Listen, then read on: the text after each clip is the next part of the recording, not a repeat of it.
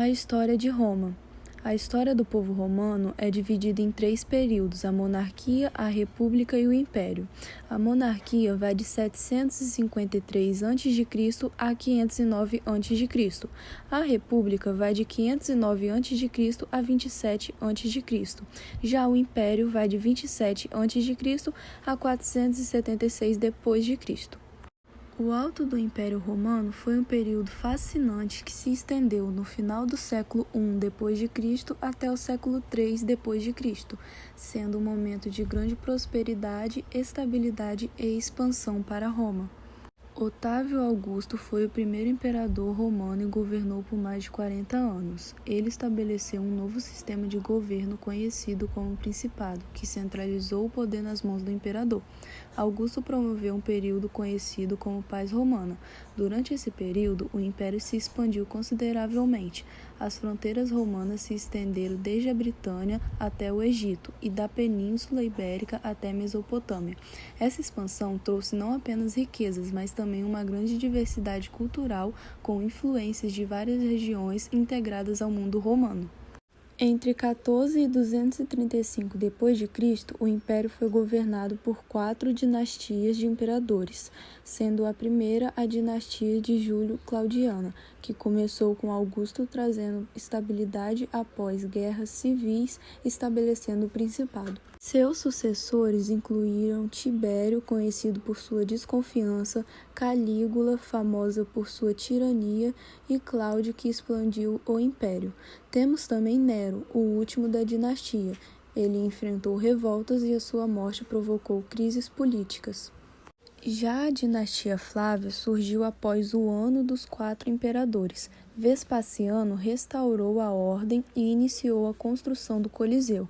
Tito é lembrado pela resposta ao desastre da erupção do Vesúvio, que destruiu totalmente as cidades Pompeia e Herculano, e ele também inaugurou o Coliseu. E Domiciano é lembrado por ampliar os poderes imperiais, mas seu governo acabou se tornando autoritário.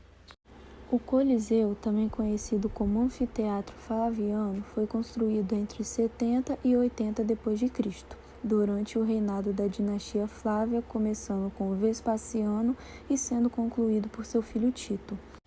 Ele é capaz de acomodar entre 50.000 a 80.000 espectadores, dependendo da configuração de seus assentos. Mas qual era a função do Coliseu? O Coliseu era o verdadeiro centro de entretenimento público, onde aconteciam lutas de gladiadores, batalhas navais simuladas e até execuções. Esses eventos não eram apenas uma forma de diversão, eles representavam o poder e a riqueza do Império Romano. Um dos aspectos mais fascinantes do Coliseu é a sua engenharia inovadora. Ele possuía um complexo de sistema de túneis e passagens subterrâneas, que permitiam o acesso rápido dos gladiadores e animais ao palco principal. Além disso, havia um grande toldo chamado Velarium, que protegia os espectadores do sol durante os eventos. Hoje em dia, mesmo após séculos de danos devido a terremotos e saques, o Coliseu continua a ser uma das atrações turísticas mais visitadas do mundo e foi declarado Patrimônio Mundial da Organização das Nações Unidas para a Educação, a Ciência e a Cultura, UNESCO, em 1980. A terceira dinastia é a Antonina, conhecida como Era dos 5 Bons Imperadores. Neva adotou herdeiros competentes para garantir sucessão estável. Trajano expandiu o império ao máximo e Adriano consolidou as fronteiras. Antônio Pinho teve um governo pacífico e Marco Aurélio nos deixou suas reflexões filosóficas. E por fim, temos a dinastia Severiana, iniciada por Sétimo Severo. Essa dinastia focou em campanhas militares e fortaleceu o exército.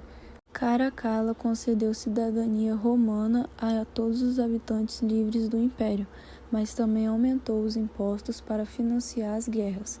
A instabilidade política crescente levou ao fim dessa dinastia.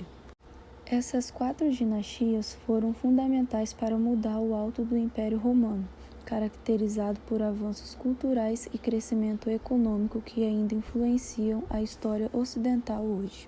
Agora vou falar sobre o Baixo Império Romano, que abrange o século III ao século V, um período de grandes transformações e desafios.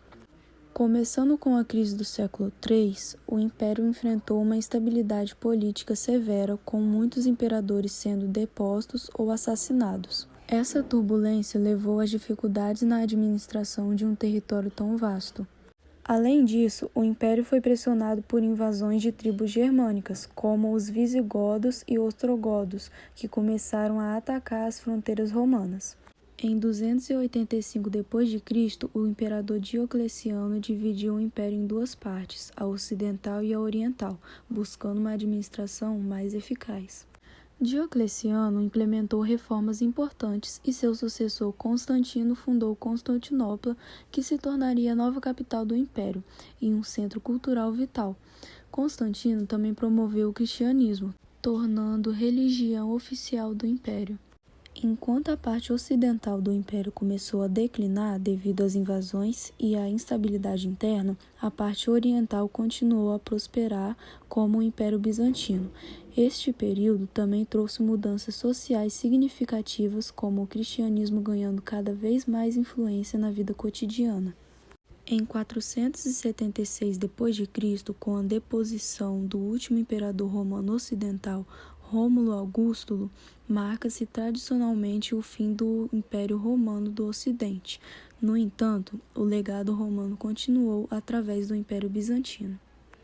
E esse foi um pequeno resumo sobre o Império Romano. Espero que tenham gostado. Obrigada pela atenção e até a próxima.